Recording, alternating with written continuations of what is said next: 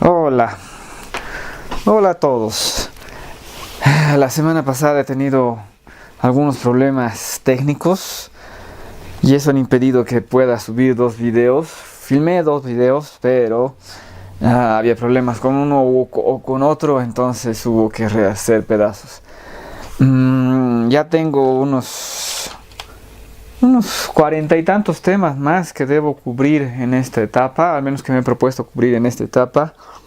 Entonces voy a ver si puedo subir 3 videos por semana y voy a ver también si puede responder el público a ese ritmo. Yo ya hablé antes de el primer conflicto global y en vez de llamarlo Guerra Fría, es preferible llamarlo primer conflicto global porque eso te da instrumentos para saber qué estás abordando, contra quién estás combatiendo. Si tú reconoces que el enemigo es una dictadura, entonces ¿qué puedes ofrecer tú de tu lado? Puedes ofrecer libertad, democracia y todas esas cosas, ¿no? Entonces los Estados Unidos a la Guerra Fría nunca la vio como un conflicto global. Entonces, como no lo vio como un conflicto global, por su lado, en vez de ofrecer democracia, en vez de ofrecer capitalismo, en otras palabras, libre mercado, en vez de ofrecer Estado de Derecho, en vez de ofrecer libertades individuales, ¿qué es lo que, digamos, contra lo que se estaba oponiendo conceptualmente? Lo que los Estados Unidos hace es una realpolitik bastante torpe, que es apoyar a quien sea que esté peleando contra los soviéticos, y en ese trajín apoya a reyes totalitarios, líderes despóticos, dictaduras y un sinfín de problemas más. Entonces la idea de llamarla primer conflicto global es reconocer cuál es tu enemigo, reconocer cuál es la naturaleza de tu enemigo, y también porque ha vuelto a suceder y estamos con otro conflicto global que no tiene ni remotamente la misma proporción, pero es otro conflicto global. Entonces hoy voy a hablar de eso, voy a hablar del segundo conflicto global, que vendría a ser la agresión islámica o del extremismo islámico a lo que es el resto del mundo. Entonces, hablemos de eso 15 minutos. Ya. Este es el Corán. Bueno, obviamente es una de las miles de ediciones. Precisamente de esta edición hay otro acá, que es este. No sé si lo puede ver. Este también es de la misma, pero esta edición está incompleta, tiene algunos defectos. En cambio, esta es la edición completa. El Corán es poesía.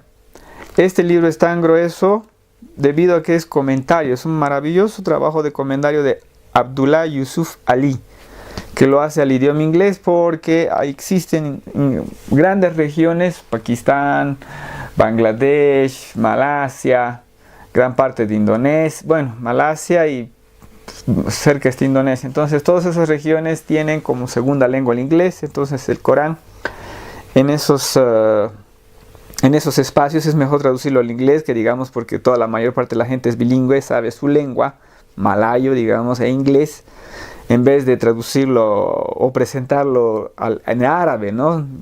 El mundo árabe islámico obviamente es el más amplio, pero existen muy importantes grupos lingüísticos que son también musulmanes, que hablan otras lenguas, ¿no? Y entre esas, como lengua segunda lengua, el inglés obviamente tiene la prioridad. Entonces este es un trabajo que aborda ese texto y lo hace con unos comentarios porque en primer lugar es muy antiguo el Corán, y en segundo lugar es bastante corto, se podría decir. En el fondo del fondo, comparado con la Biblia, digamos, el Corán es 200 páginas en lo que a texto se refiere, pero como es poesía, entonces ocupa más espacio en el papel y por lo tanto llega a ser unas 400 páginas y ese tipo de cosas. Pero el monto de información que está ahí dentro no es tan amplio si tú deseas construir un estado con esto, interpretar absolutamente toda la religión. Necesitas conocimiento y ahí tienen las tradiciones. Las tradiciones, lo que es el hadith y también lo que es la propia vida de Mahoma y demás cosas. ¿Qué es importante saber? Muchísimos datos, pero nos quedaremos con uno. La gente que dice que el Islam es una religión de la paz está completamente equivocada y está mintiendo tal vez. O es completamente ignorante o prefieren mirar al cielo en vez de reconocer cuál es la naturaleza del Islam. El Islam es tanto una religión de guerra como una religión de paz. No es solo una religión de paz. Como cualquier religión o como cualquier sociedad va a preferir paz, pero también va a tener su lado militar o belicoso. ¿Por qué? Porque el Corán se revela en dos partes. En la primera parte, después de sus grandes viajes, a los 40 y tantos años, Mahoma comienza a ser profeta. Es profeta porque es un genio y es un cristiano más. En otras palabras, lo que está difundiendo es creencia en un solo Dios, es ser bueno con tu prójimo, no, Dios es amor, entonces, puro cosas positivas. Pero lo está haciendo ¿dónde? Lo está haciendo en la Meca, y la Meca es una ciudad que tiene un gran templo donde están todos los dioses y es famosa por eso. Entonces los comerciantes, debido a la fama del templo, tienen unas rutas en la península arábica que atraviesan la Meca, pudiendo simplemente ir un poco más al norte o un poco más al sur, ¿no? Entonces es importante económicamente, culturalmente, ese templo politeísta en la Meca, y por lo tanto en la Meca no se lo ve muy bien a Mahoma profetizando una religión con un solo Dios, monoteísta, ¿verdad? Pero entonces todos esos capítulos de la Meca son sumamente pacíficos, o sea, son cristianismo en estado puro, porque Mahoma es analfabeto, entonces no tiene acceso a la Biblia para leerlo y consumirlo, sino como es un genio, literalmente, ha decidido proclamar esa verdad por sí mismo, porque en sus viajes ha aprendido mucho y está re orgulloso de su conocimiento y de su capacidad. Entonces eso está pasando. ¿Y qué más está pasando? Bueno, ¿y qué acaba sucediendo? El punto es de que se lo acaba persiguiendo de la Meca y se lo manda, y él se escapa y se solicita su presencia en Yathrib o Yithrib. Y Yithrib va a cambiar su nombre a Medina, que es ciudad, digamos, no sé cómo se llama, ciudad del profeta, pero digamos Medina al-Muhammad, digamos, ¿no? O sea, la ciudad de Mahoma, digamos. O sea, de ahí viene el nombre de Medina. Que cambian el nombre de la ciudad después de que vienes tú y tu llegada es tan importante que hay que, ¿cómo se llama?, rebautizar la ciudad, vaya. Todos los capítulos de Medina, en cambio, que son profetizados por Mahoma después de escaparse de la Meca y teniendo que enfrentarse a las tribus que le son hostiles de la Meca, ya son agresivos, ¿no? Ya tienen por debajo un trasfondo militar, marcial, de fe y todo lo demás. Sigue siendo un mensaje positivo, por si acaso, y sigue siendo una persona buena, Mahoma, comparado con la realidad que lo rodea. Estábamos hablando de realidades de guerra y todo lo demás. Entonces el Corán tiene esas dos partes: los capítulos de la Meca, tranquilitos y honestos y todo lo demás, y los capítulos de Medina, que también son, ¿cómo se dice?, positivos y todo lo demás, pero con un trasfondo mucho más agresivo. Por si acaso, obviamente la historia estaba de parte de Mahoma, porque Mahoma parece haber sido una persona increíble en todos los aspectos, y cuando conquista la Meca, lo primero que hace es perdonar a todos los que se conviertan. O sea, ¿quiénes van a ser musulmanes? Y todos se convierten en musulmanes y los perdona a todos, e incluso perdona a los que no lo son, por si acaso. O sea, hay muchos ejemplos de eso dentro de lo que es la historia del Islam y todo lo demás. Pero ¿qué va a suceder inmediatamente después de la muerte de Mahoma?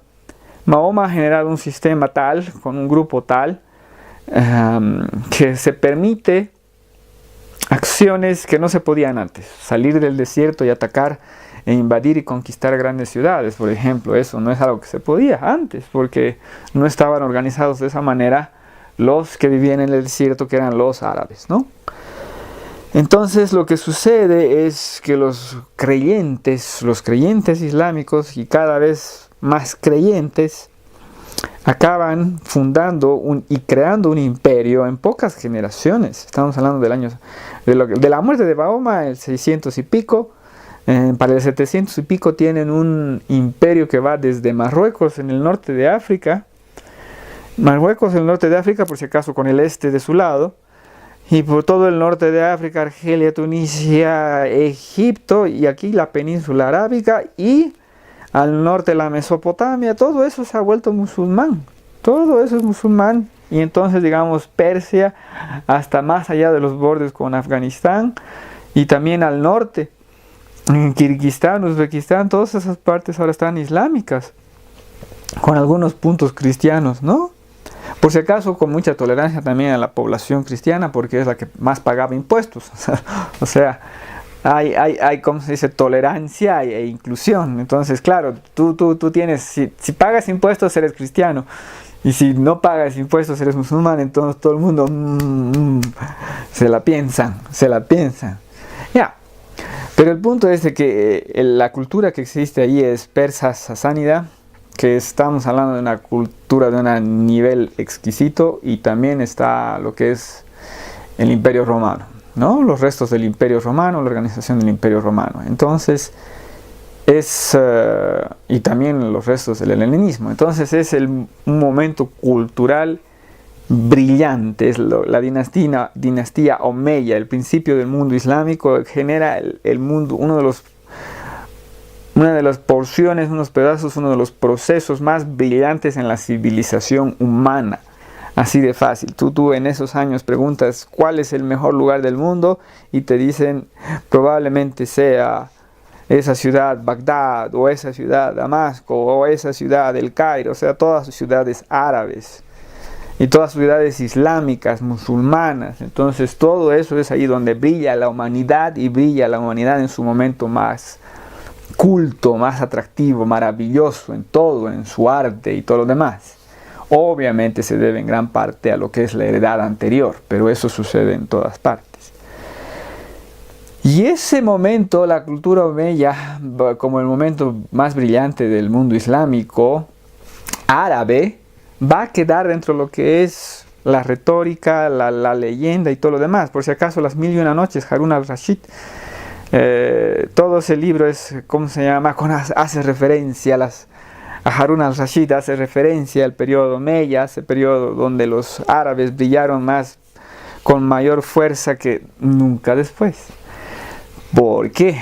Porque a partir de una rápida decadencia de los árabes, por su dependencia excesiva en sus sirvientes cristianos, en sus sirvientes persas, simple y llanamente sus imperios se dividen y todo lo demás, y acaban siendo, no sé, mejor dicho, y acaban siendo, digamos, dependientes de las fuerzas que estén presentes en ese momento, y digamos, no sé, mamelucos, o a partir de cierto momento, digamos, turcos. Y después van a venir los turcos otomanos.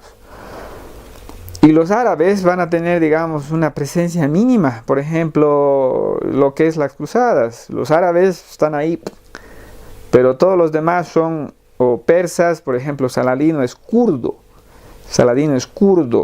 Si hay oposición mameluca en Egipto, son esclavos cristianos. Digamos, armenios, circasianos, etcétera, ¿no? Entonces, árabes en lengua son árabes, pero después no. Ya, entonces, digamos, hay una rápida caída y todo lo demás de lo que es los árabes. Estamos resimplificando y resaltando, ¿no? Y por ejemplo, el último califa árabe va a desaparecer en el 1200. Entonces, desde el 1200 podemos decir que todo el mundo árabe no tiene estado árabe. El estado va a ser turco, porque después viene el Imperio Otomano, ¿no? El Imperio Otomano lo va a reemplazar. Sí va a quedar algunos restos árabes, digamos, al otro lado, en otras palabras, Marruecos, algo en Argelia, ¿no? Pero todavía es muy presente lo no árabe, por si acaso. Y en Egipto siempre va a ser, digamos, el gobernante va a ser mameluco o turco o fulano de tal lado, ya. Entonces el mundo musulmán, que va a entrar en decadencia con los turcos, pero después, muchísimos años después, o sea, estamos hablando del 1600. Entonces va a haber un mundo islámico postrado ante Occidente desde el 1600 y pico. El Estado turco, el Imperio Otomano, logra mantenerse, sostenerse debido a que los intereses europeos, imperiales europeos, británicos, franceses y rusos, convienen tener a esa pieza para que no sea una amenaza a Gran Bretaña directamente para Rusia, para que Rusia no sea una amenaza directamente para Gran Bretaña, entre otras cosas. Pero todos los países musulmanes van a acabar en estos 200 años, desde el 1600 hasta el 1800 y pico, hasta el 1900 y pico podemos decir, concretamente hasta después de la Segunda Guerra Mundial, hasta el 1919, van a acabar cayendo en manos de los europeos, ¿no? Entonces, ¿qué quiere decir eso? Que ya la religión islámica se conserva como tal, pero todo lo demás se busca la secularidad y se busca imitar lo europeo, ¿no? Entonces todas las propuestas son proseculares. O sea, si tú eres árabe en Egipto, si tú eres árabe en Siria, si tú eres árabe en cualquier otro lado, si tienes una propuesta es secularizar e imitar a lo que están haciendo estos compadres europeos que se han comido al mundo literalmente, ¿no? Entonces va a sobrevivir como religión, pero todo lo demás, cualquier otra salida social, no es religiosa. Hasta la llegada del genial Hassan al-Banna. Estamos hablando no me acuerdo cuándo nace, pero digamos que en los años 10, dentro de lo que es un Egipto colonizado por el Reino Unido, o sea, por Gran Bretaña, lo que es parte del Imperio Británico. Entonces Hassan al-Banna iba a decir, no, el Islam, el Corán es un texto magnífico y puede guiar la vida, puede guiar el Estado, puede hacerlo todo. Y él funda la hermandad musulmana. Y la hermandad musulmana va a ser, ¿cómo se llama? Una sociedad que tiene todos los recursos posibles. En otras palabras, educación, algo de salud, pero sobre todo educación, ¿no? Educación para aprender a leer y todo lo demás. O sea, las cosas básicas. Entonces va a fundar la hermandad musulmana y en 2 patadas, Hassan al-Banna debió ser un magnífico administrador, porque en 2 patadas una organización que él funda se convierte se expande por todas partes, con sedes en todas partes y convoca el interés de todas las personas, ¿no? En otras palabras, que el Islam sirve, que el Islam es algo que te permite modernizar, alcanzar la modernidad y progresar. Esa es una idea de Hassan al-Banna revolucionaria. Y vamos a tener, obviamente, sus seguidores, y entre sus muchos seguidores, mira, voy a tomar unos 5 minutos más, rapidito. Entre sus muchos seguidores va a estar esta persona, Said Qutb. Pero ¿qué es lo que está sucediendo con ese libro? Por si acaso hizo caer las Torres Gemelas. ¿Qué es lo que está sucediendo con Hassan al-Banna?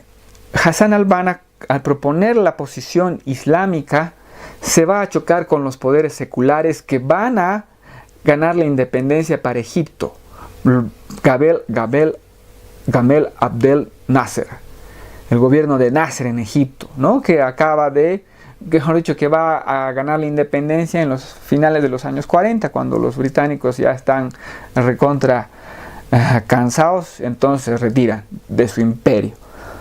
Y ya, entonces en los años 40 llega Gamel Abdel Nasser al poder y ellos tienen una posición socialista, secular, progresista, ¿no? Y se van a chocar contra los islámicos. Y en el caso de Hassan al-Banna, lo va a matar los grupos paramilitares, lo van a ejecutar en el año 49, si no me equivoco. Y en el caso de Said Qutb, que tiene ligeramente una postura un poco distinta, a Said Qutb lo va a ejecutar el Estado. Lo van a ejecutar después de un juicio y van a decir tú a la muerte. ¿Y cuál es la posición de Said Qutb? Said Qutb hace una lectura del Islam total. Por si acaso, este es su libro más famoso, que es Milestone, es algo así como marcas en el camino. Sí, trazos en el camino y todo lo demás. Este es su libro más famoso, pero Said Qutb lo que hace es escribir 13 volúmenes sobre el Islam, o sea, sobre el libro del Corán, que es de este grosor, en verdad. Él hace unos 13 volúmenes. ¿De qué tamaño será eso? No sé, pero son 13. Ya.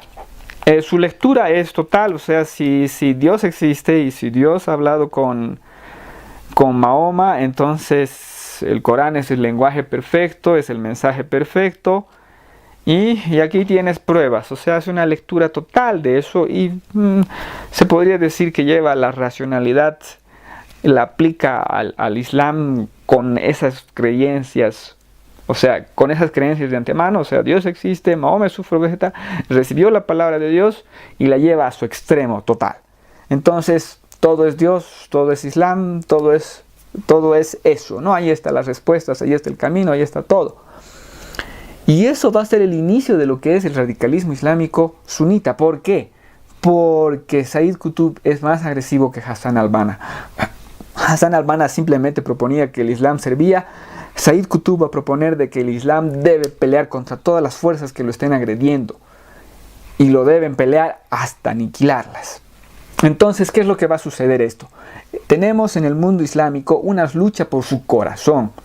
Tenemos secularidad por un lado y tenemos lo que es el radicalismo islámico por el otro.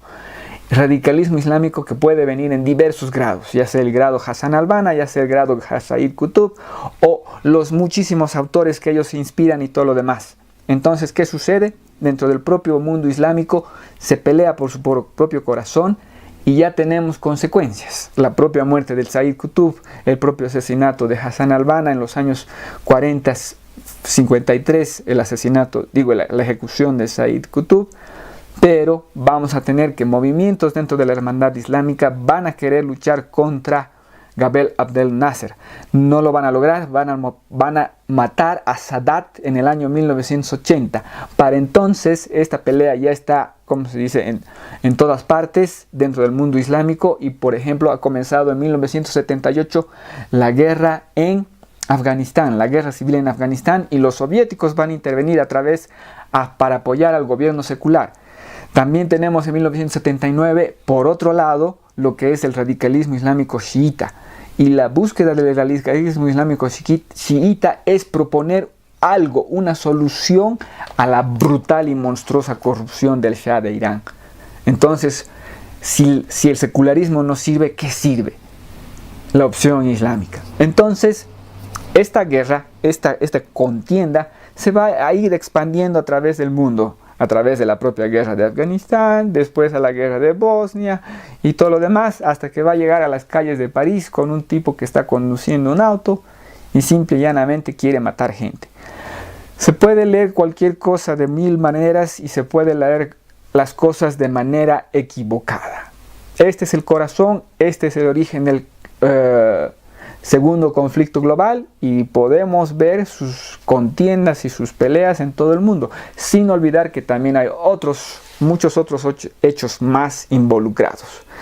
Creo que vale la pena decir todo esto como introducción. A mí me parece fascinante el tema y obviamente es muchísimo más vasto que solo esta introducción. Como siempre, muchísimas gracias por su paciencia.